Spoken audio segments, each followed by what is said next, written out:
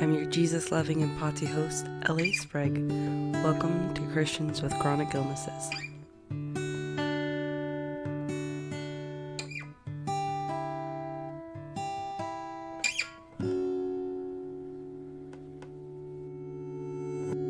Hello friends and CWCI community. I'm so happy to be here with you for another halftime show where I'm going to be answering your questions. Forgive me if you hear my goldfish in the background. We recently got a fish and a snail, and the tank might be a little loud. Also, I'm recovering from the flu, so hopefully we can get through this, and forgive me for any breathlessness. Our first question today comes from a dear friend of mine named Maddie Page. Love you so much. Thanks for commenting. Great questions. Your question is, what are normal environments, in quotes, normal, expectations, or things that are actually difficult for you as someone with a specific chronic illness? If the world would be customized to you, what would it look like?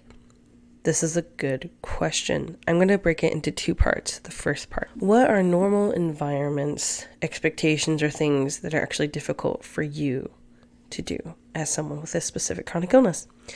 So again, feel free to comment your thoughts. As a chronically ill person, I'm going to go ahead and speak from my experience. So if you listen to chronic or Christians with chronic illnesses, you know that I have POTS.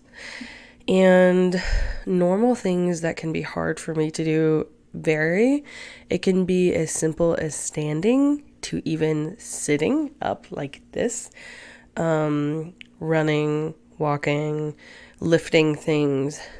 So kind of anything. A symptom of POTS is light sensitivity. And so sometimes even just being outside or having the windows open or lights on can be very difficult because it's painful and lots of migraines. I can't drive long distances and sometimes not even short distances. One time I was going down the road to go to the gym and had to turn back before I was even a mile down the road because I was so dizzy and experiencing so many symptoms. So for me, this ranges because day to day is different. Some days I can drive really long distances. Some days I can run at the gym for a little bit. And other days it's like not too big of an issue if I'm sitting or standing. Whereas other days, like it's been recently since I got the flu and that exacerbates symptoms, it's very hard for me even to go to the grocery store. So I'm getting emotional. It's really hard for me even to go to the grocery store without getting dizzy or lightheaded or just feeling like I'm going to pass out. So those are normal things. Working, I couldn't be a cashier. Trust me, I tried. And there are some days that I have to cancel plans with friends just because on really hard days, all you can really do is lay down with a pillow over your eyes to block out the light, turn off all the noises, and just pray to God that you feel better soon. And other days, you might be able to clean completely effortlessly. Like I personally have a part-time job where I go and I clean for 6 hours, but I couldn't do 6 hours all in one spurt. So I do about 2 to 3 hours per day, depending on how I'm feeling. And this week, actually, I had to call off because, again, I can't even go to the grocery store right now without feeling like I'm going to pass out. So those are some normal things that are a hindrance for me. And I think the biggest loss for me, that's tricky because driving was a big one, and I'm so grateful to God that my POTS is not so severe that typically I can at least drive to the store or the gym, usually, and I'm very grateful for that. I think the biggest loss has probably been career. I used to have a lot of drive, and I think, a pretty good worker and really wanted to be a career woman, wanted to be a missionary, someone who goes overseas, and that's a lot of work. It's a really hard thing to be a missionary. It can be pretty grueling, and I'm just at the point now with my limits that I'm probably not able to do that, and I'm having to learn now, what do I do? How do I act within the limitations I have now? And that's why I started this podcast, Christians with Chronic Illnesses, because I wanted to have something that I could do within my abilities to benefit society and give me something to do and hopefully benefit you guys. And I also noticed there was such a lack of Christian influence within the chronic illness world, or at least a lack of loud presence or voice for the chronically ill community of believers. So anyways, those are some of the things that are limiting to me. Work, driving, sometimes even just sitting up working on podcast stuff on the computer. Those are some of the limitations that are difficult for me. And other days, it's perfectly fine. If the world could be customized to you, what would it look like? Probably lots of people in wheelchairs, because it would make it less awkward for me to use a wheelchair in the store when I need to use a wheelchair. And I don't mean that like everyone would be chronically ill, but like it's more acceptable, I guess, or more common just to use a wheelchair if you need to or want to. And so I think for a world that would be ideal for me would be more people just open and not caring what it is that you need. In other words, people not judging or assuming.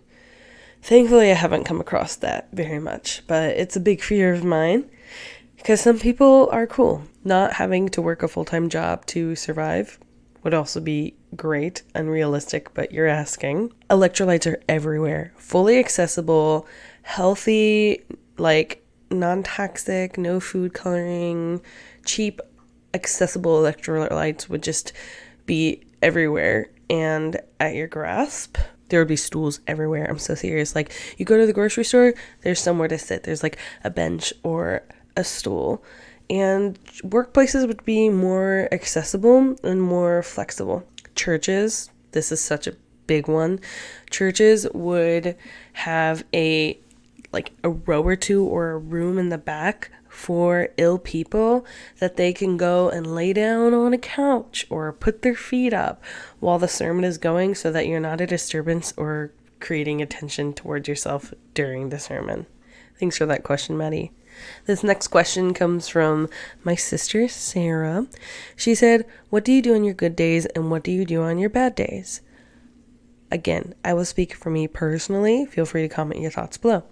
On my good days, I typically like to hang out with friends, hang out with my amazing, beautiful husband, work on my podcast, go for a walk, go to the gym, listen to music. On a good day, I might be able to function pretty much like a normal person, which I'm so grateful for. And on hard days, it depends on the level of hard. Some days are hard enough to where I just can't stand and get dizzy if I even move. So I'm able then to lay in bed and maybe watch some TV, scroll social media, or again, listen to music. However, on really hard days, like I had sometime yesterday where I had to do this, you just have to completely block out everything, because every single stimulus seems to bring problems. So I laid in bed with a pillow over my eyes with the lights off. My husband put a heavy blanket on the window to block out any light, and I had no music, no podcast, no distractions, just laying in bed in the silence as if I were going to nap, except for some reason I can't nap very often. So in that time, it can be easy to just feel the weight of your chronic illness. It can feel really sad and just debilitating and defeating that, oh, all I'm doing right now is laying in this bed, not talking to anyone, not doing anything, not benefiting society while my husband's working a full-time job. It can feel super defeating. But some things that you could do in this time, and that I've done in the past or even yesterday, one option, obviously, is that you could pray.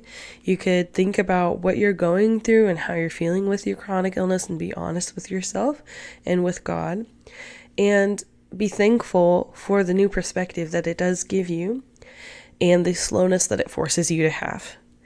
A second option that I started yesterday and have done a little bit in the past is you can imagine and just create a whole new world. For example, I'm thinking of writing a book. Don't know if that'll ever happen. Okay, don't bank on it. But it's a thought. It's always been kind of a desire of mine. And so it was kind of fun to just dream through what that world would look like. What are the characters doing? What are their names? What are the outcomes? And I'm really grateful that I have creative influences around me that do that stuff anyway. And so it encouraged me in my time to take advantage of that creativity. So yeah, that's a great question. Me personally, hard days just depends on how rough it is. And on good days, I really, really love spending time with people a lot. And I love talking to you guys through Christians with chronic illnesses. I absolutely love that. I love hearing your stories and I love connecting with new friends. How do I best support Christians with chronic illnesses, as in the people, not the podcast? I think if you're specifically talking about Christians who are chronically ill, there's some pretty basic ways to support them. But I want to talk about also not just for Christians, because Christians are human too. And so I want to talk about basic ways that you can support anyone with a chronic illness as well. How you can support anyone with a chronic illness is listen to them. Ask them if there's anything that they need, and be willing to even offer some assistance. So I've been very blessed that I've had several friends on days that I'm not doing well come and clean my house. I've had my husband again put up blankets on the window to try to block out light and bring me water and electrolytes when I need them. I've had him, he's literally drug me from the kitchen floor to my bed because I almost passed out and couldn't get off the floor. So I think things that you can do to help people with chronic illnesses is ask, what is it that you need? Do you need anything? And what is it that you need? Because some of us, if you're anything like me, you just want to be left alone.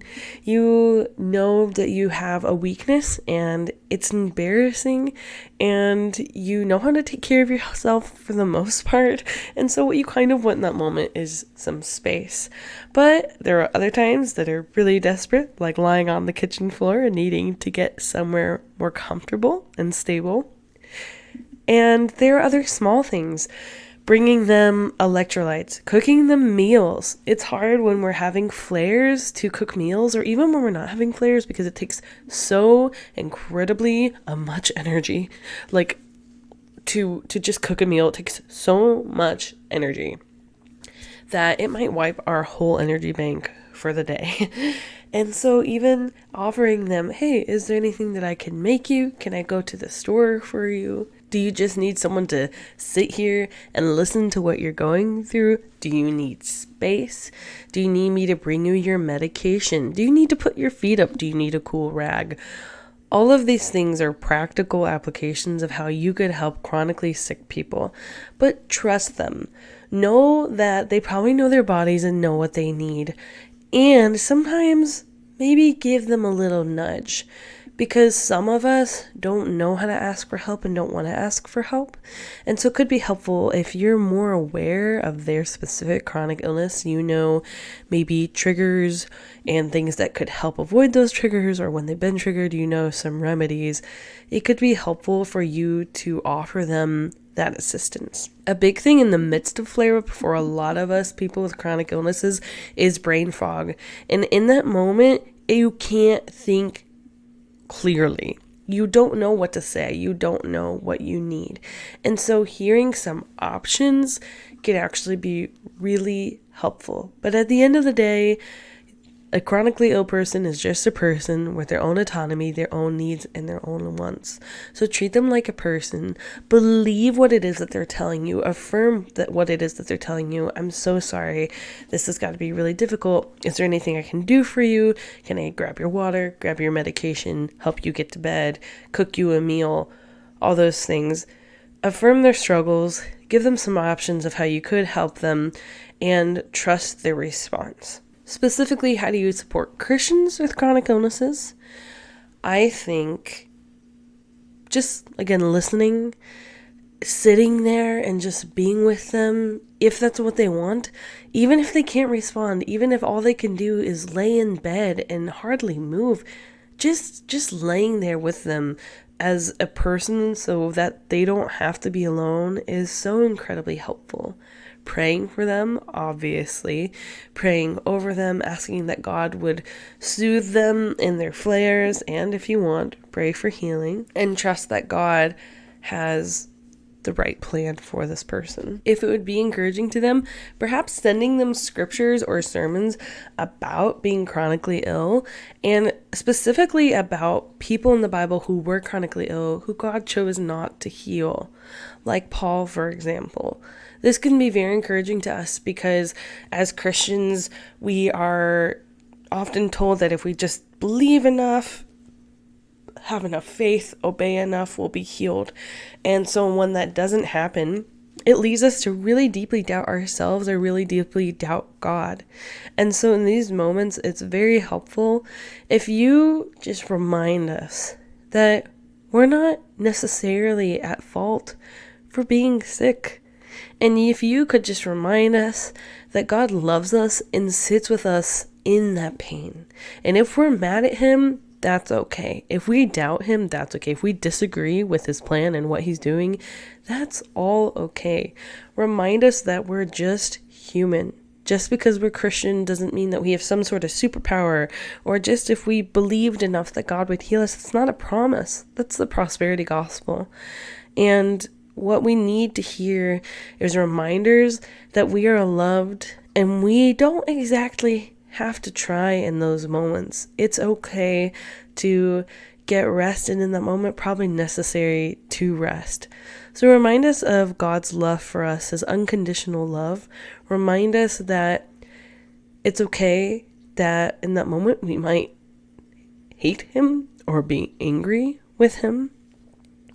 And remind us that he loves us, even through that. Maybe even send us some worship songs or TikToks or artists that are chronically ill, podcasts that could encourage us and help us to relate, because such a powerful tool for people who are chronically ill is connecting with those who are also chronically ill, especially Christians, because it can feel so lonely and so crazy to be the only chronically ill Christian that you know. And so helping them to connect to the church that will love them and not beat with them with a rod and comfort them in the midst of their flares and chronic illness is so important. Don't let them be lonely. Give them their space if that's what they need. And please don't push them with a bunch of scripture, but just love them.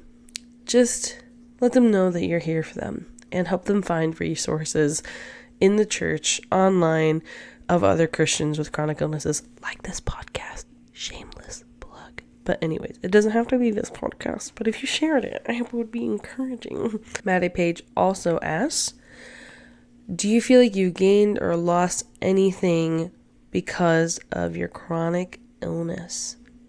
I'm going to say absolutely. I'm going to start with the negative of what I feel I've lost and then go to the positive of what I feel I've gained. Again, if you're chronically ill, I would love to hear your answer to these questions. Help Maddie to know. What have you lost and gained as a person with a chronic illness? So for the negatives, I feel I have lost a lot of ability. I used to be a very, very high achiever, typical like high school 4.0 student, like in college freshman, just super like doing everything, running to the gym in between classes just so I could get a run in, and being a chapel leader in my choir class, and having great grades, and doing lots of research and asking questions and hanging out with friends and going to events and working. I used to really, really be involved and a big, big achiever. And for better or for worse, I don't have as much strength to do that anymore. I have lots of time, but I don't really have the ability. So I have personally grieved a lot of loss of who I was. I have lost, I feel, some of my dreams of going overseas. That's not impossible now. It could be an option in the future, but I don't feel, for me personally right now, that that's the best or the safest option. I feel as if I've also lost some form of purpose that I am slowly having to regain. But it's really difficult when you are a very driven, extroverted, energetic person who achieves a lot to have, if not half, more than half of your capability taken from you. This is because of low energy levels. This is because if we push our bodies, we will experience a flood of symptoms. And in my case, my body will literally force me to the ground, to lay down, to slow down. And so it feels like also a bit of a loss of autonomy. I don't have as much control over my body as I at least thought I used to have. So loss of control, loss of dreams, loss of some purpose and career. And that's so heavy. You know, a lot of people that lose those things become very depressed, if not suicidal, and I will say I was. So, and still am sometimes, especially with the depression. It can just hits in waves sometimes when, you know, you can't get out of your own bed and all you want to do is hang out with people or work on your podcast, or just, it's so weird to actually want, like, to work. You know what I mean? Like, not everyone hates work, but everybody every now and again is like, oh, yes, a sick day. Like, I can stay at home and binge TV. But when that's every day of your life is a sick day, it's like, oh my word, I just want to get out of bed. I just want to be able to choose when I can sit down and have TV, maybe in the evening, or, you know, like, so there's a lot of loss of autonomy and control. Yeah, so there's loss. There's a lot of loss with chronic illness. It's almost like you become a whole different person, which I talked about a little bit in the last halftime episode. But now for the positive, woohoo, turnaround. Do I feel like I've gained anything from my chronic illness? Absolutely. And that, you got me tearing up. Maddie, stop. Absolutely. Me personally, I think my biggest gain is my husband. And that sounds so silly, but cute little romantic story real quick. I was going to live in Chicago and work as a cashier and probably become a English teacher or work with some sort of refugee or ministry agency for a few years before I thought I was going to go overseas. And I really thought I was going to be single for the rest of my life. And I had accepted that in some pretty big ways. I wasn't a big like romantic in high school or anything, wasn't really super boy crazy. And I had definitely some crushes and some losses in high school and college. But I just never really thought it was going to be a big option for me, finding someone that was willing to be a missionary with me and potentially willing not to have kids because I was scared to have kids and be a missionary. What if one of us dies? What if something happens? Basically, long story short, I accepted that I was probably just not going to have a husband. That's not something I dreamed of. I never dreamed of having a family, of a house, things like that. And when I got sick, I found myself having to leave my job as a cashier because I couldn't stand up and they wouldn't let me sit down on a stool. And I came to this camp where they were very flexible with accommodations and my health, very trusting and understanding of who I was and what I was capable of. And there was this super cute chef, and long story short, we're married now, which is awesome. I love him so much. But that was a process for sure. I did not think I was going to get married, and I am so happy that, and I tell him this all the time, if it took me getting a chronic illness to have met him and married him, I would take it over and over again. In no lifeline and no universe would I rather have an able body and be able to follow my dreams than marry my husband, who is now my dream. So I absolutely love you, Paul, so much. And he is a huge gain of what I've gotten from being chronically ill. I've also gained a lot of compassion. It's so interesting to me to hear people in my past who I knew that were chronically ill tell me, oh, like, you believe me when no one else did. Because here's a little secret between me and you. I had a really hard time believing people who were chronically ill. I really did. And I think I tried showing them compassion, but deep in my heart, in my head, I had so much mistrust and so much disbelief in what they were going through. I just believed that maybe they were pretending, maybe they were doing it for attention. None of it made sense. Why you'd be better and able to do some things and then the next day you wouldn't. It just didn't make sense to me. And I really struggled with that. I also grew up with the belief that if you just believe enough, if you have enough faith, you will be healed. And maybe that added into that disbelief as well.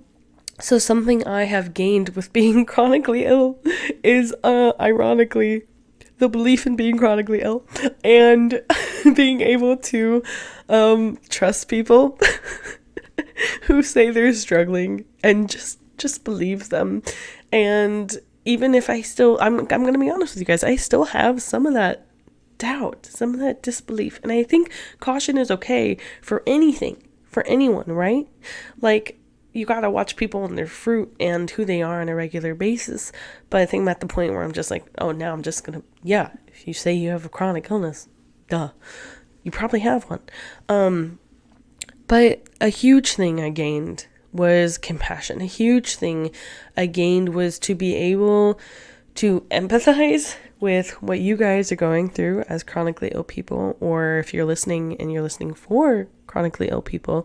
I was finally able to empathize and trust with those that we love and know better how to listen, better how to ask questions, better things to say, better things to do. And so I'm very, very grateful for the compassion that it's given me. And I'm still working on trusting. I'm still working on that. But it's given me so much perspective. Another thing that I've gained is I really have to trust in my meaning and purpose as a human being. Trust that God really does have a plan for me. And put my value in something other than work, which is so hard. Again, especially when you're a very driven person. You want to be like Taylor Swift level. I am impacting the world. I'm loving the world. I'm creating this community where people love each other and are blessed and their lives are changed forever. And maybe they hear about God. That's super cool.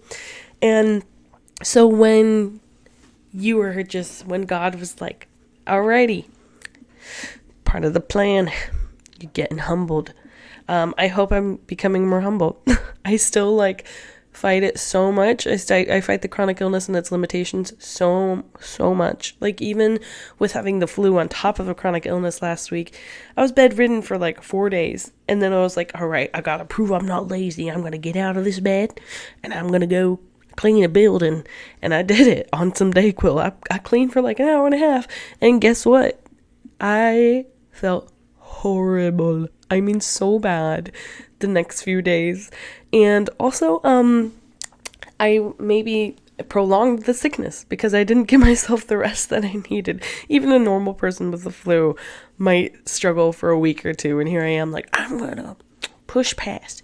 So anyway, what I'm trying to say is I am gaining, maybe haven't gained yet or have some, but I'm gaining a new perspective on how to define purpose in my life. I am having to completely reconfigure and work through the plans that I had, the careers that I had, and the purposes that I had for myself that I believed I was called to do.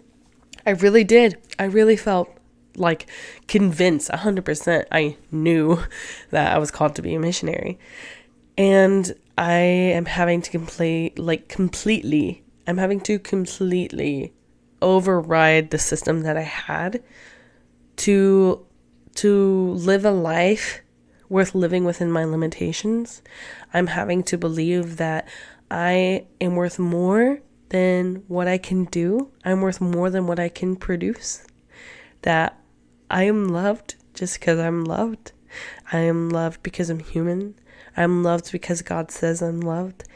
And even if I couldn't work another day in my life, my husband tells me this all the time, even if I couldn't work another day in my life, I am valuable, I am accepted, and I am loved.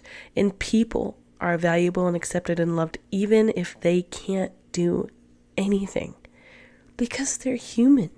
Because God made them. You guys, if you're listening, one thing I hope that you gain from your chronic illness is knowing that your purpose and your value lie more than in what you can do and what you can handle. They just lie in who you are. Guys, we need to start loving ourselves, accepting ourselves, and being okay with our limits. I know it's so hard not to shame ourselves when we're not who we used to be and we're scared of what people think, but let one thing that we can gain from our chronic illness be a new, glorious, beautiful, true, unbreakable perspective of ourselves.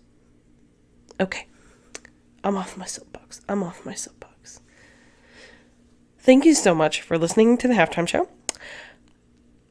I really appreciated these questions a lot. And I hope that you guys enjoyed the comments and that you enjoyed what I had to say. Please comment any questions that you have for the halftime show. Comment any responses, any thoughts that you had throughout this specific episode. And I love you guys so much. Thanks for listening. Thanks for being here with me. Let's do this. Let's love ourselves. Let's listen to our limits. Let's trust that God has given us inherent value in of ourselves. And if you don't believe in God and you're here, just trust yourself. Give yourself value. You are loved. You have a purpose. You are not defined by what your body can and cannot do. And we are so happy that you're here. Until next Monday. Thank you for being a part of the Christians with Chronic Illnesses community and for tuning into our podcast. Please follow, rate, and subscribe on Apple Podcasts, Spotify, and Patreon. You can also follow our socials at CWCI Podcast. If you're interested in sharing your God-given story, we'd love for you to email us at cwcipodcast@gmail.com. This podcast cannot substitute for medical help and is purely for encouragement and entertainment. Please see your doctor before trying anything mentioned on this show.